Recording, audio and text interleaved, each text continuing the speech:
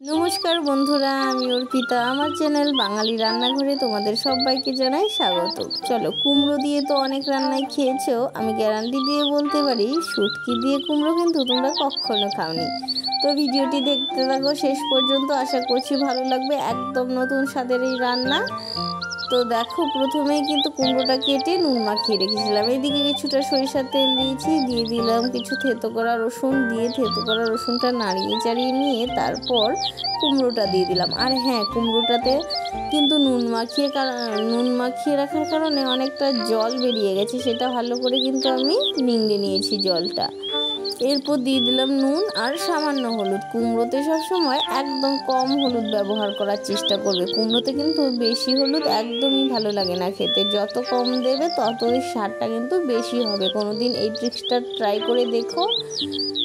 তারপর দেখো, নাড়িয়ে চাড়িয়ে ঢাকনা দিয়ে দিয়েছিলাম। এভাবে ঢাকনা দিয়ে কিছুক্ষণ কিন্তু আমি ভেজে নেব, উল্টে পাল্টে। হালকা চাপা দেব, আবার কিছুক্ষণ উল্টে নেব। এভাবে অনেকক্ষণ সময় ধরে ভেজে নেওয়ার পর দিয়ে দেবো মশলাতে শুধুমাত্র লঙ্কা আর কয়েক কোয়া রসুন দিয়েছিলাম।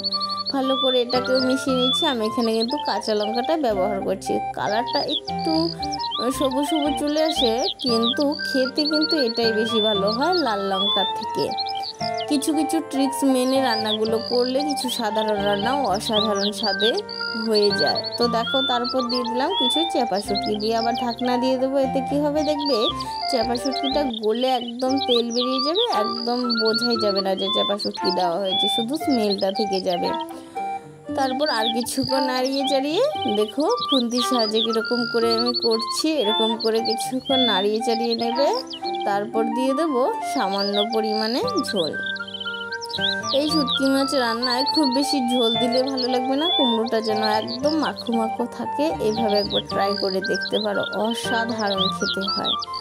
তো দেখো, নাড়িয়ে চাড়িয়ে নিয়ে হালকা আছে কিছুক্ষণ ফুটিয়ে নেব। এতে দেখবে কুমড়োটা একটা মাখো মাখো ব্যাপার চলে আসছে আর তেলটা সরে আসছে, তেলটা মাঝখানে চলে যাবে। তারপর কিছুক্ষণ ফুটিয়ে নিয়ে নামিয়ে নেব। গরম গরম ভাতের সাথে অসাধারণ একটা নতুন স্বাদের রান্না। এটা কিন্তু আমার ঠাকুমার কাছ থেকেই শেখা, তোমরা কোনোদিন অবশ্যই ট্রাই করতে পারো। কুমড়োর তো অনেক রান্নাই খেয়েছো, একদিন ট্রাই করে দেখতেই পারো, মন্দ লাগে না কিন্তু। তো আজকের জন্য এই পর্যন্তই, দেখাচ্ছে নতুন একটি রান্নার সাথে।